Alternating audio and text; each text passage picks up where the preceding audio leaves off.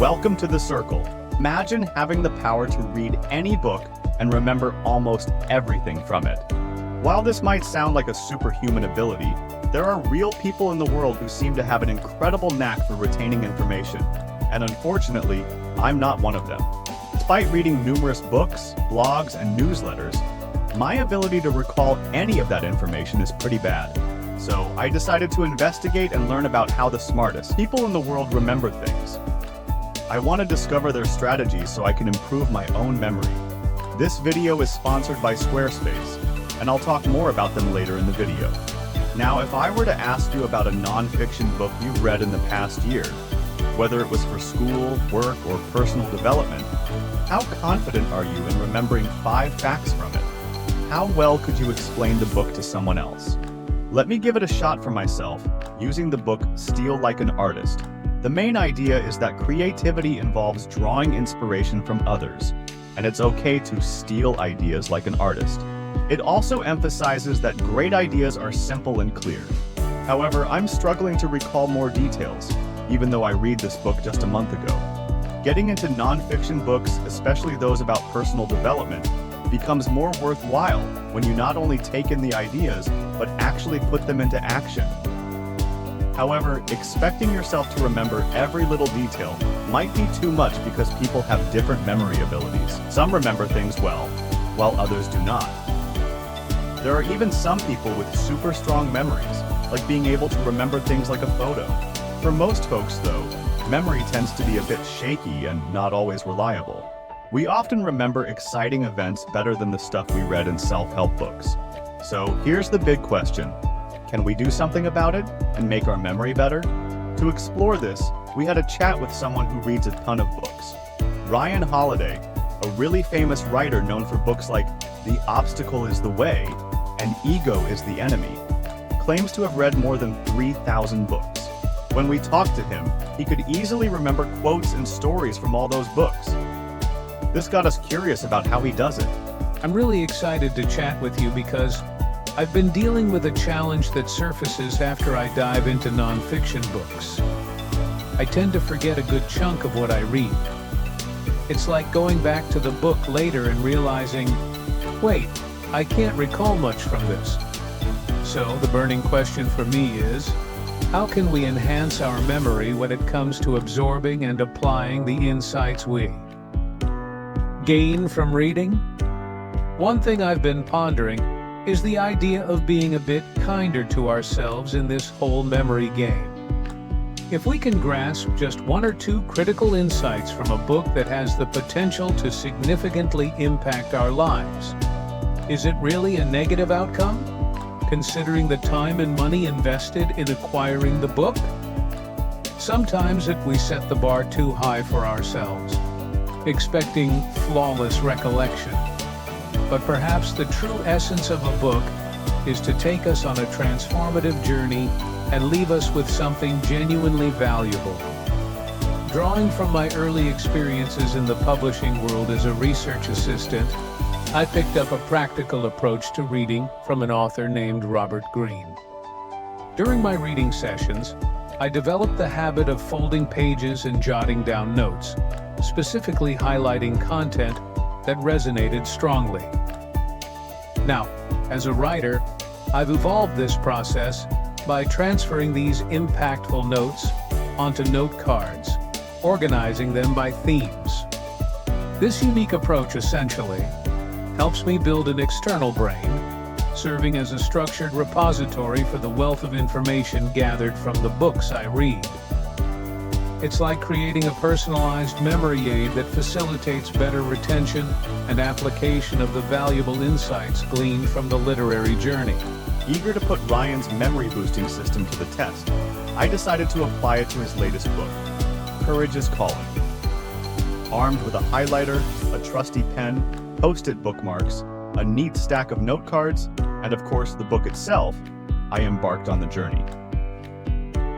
Ryan's method can be distilled into 3 essential steps: note-taking during the reading process, revisiting and refining those notes once the book is finished, and then systematically categorizing and filing them. The efficacy of Ryan's approach lies in its alignment with how our brains process information. Our minds have this innate sorting mechanism determining what makes it into our explicit memory, the long-term memory responsible for recalling facts and events.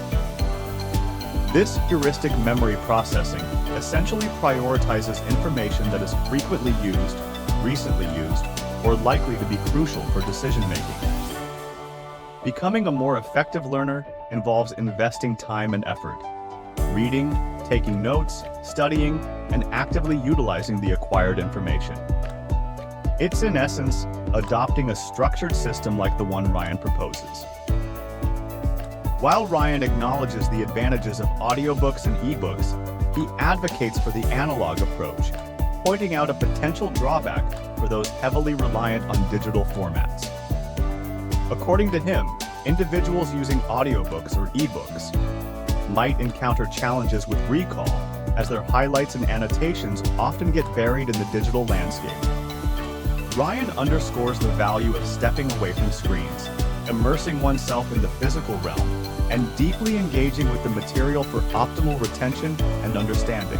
Having successfully concluded the reading of Courage is Calling and meticulously documenting my thoughts, I must confess that my already leisurely reading pace experienced a further slowdown, perhaps by 30 or 40%. The intention behind this deliberate deceleration is to reinforce the retention of memories and ideas. Now, transitioning to the next phase, I am tasked with revisiting the entire book, distilling the most valuable notes I've gathered, and meticulously transferring them onto these trusty note cards. Navigating through the 2/3 mark of this note-taking experiment, the deliberate and time-intensive nature of the process becomes strikingly evident. For someone with my disposition, it may induce a hint of discomfort. Yet, a crucial reminder accompanies this discomfort. It's not about achieving a superhuman reading speed and conquering books within a day. Instead, the emphasis lies on dedicating the necessary time to digest the information, engage in critical thinking, and uncover ways to reuse and repurpose the acquired knowledge. Above all, it's about discovering joy in the journey, finding satisfaction in the meticulous process of learning, and internalizing the valuable insights from the book. For me, reading is a delightful pursuit, a genuine source of joy. It's like engaging in a conversation with literary giants such as Ernest Hemingway, Marcus Aurelius, or Doris Kearns Goodwin, the absolute best in their respective fields. I cherish the experience and prefer to take my time with it, treating it akin to savoring moments like intimate encounters or dining at a fine restaurant. Having distilled the finest ideas, noteworthy stories, and memorable quotes from the book onto a collection of 20 to 30 note cards, the current task at hand is to organize this wealth of information. A key takeaway from this process is the realization that remembering things doesn't happen accidentally. Hence, there's a need to methodically systematize and categorize these notes into different buckets, themes, and categories. While it's premature to ascertain whether this system will significantly enhance memory, there's a keen awareness that relying solely on memory might leave one on the forgetful side, akin to a goldfish. Importantly, the insight gained is that you can't remember everything you want to. The trick lies in storing it outside of your brain. When it comes to the sustainability of this practice, there's a touch of uncertainty about continuing in exactly the same manner. The challenge lies in managing the sheer number of note cards, as having too many could potentially test one's sanity. In a candid conversation about the system, the speaker mentions maintaining at least one box of note cards for each book written, with 7 boxes neatly arranged in their office.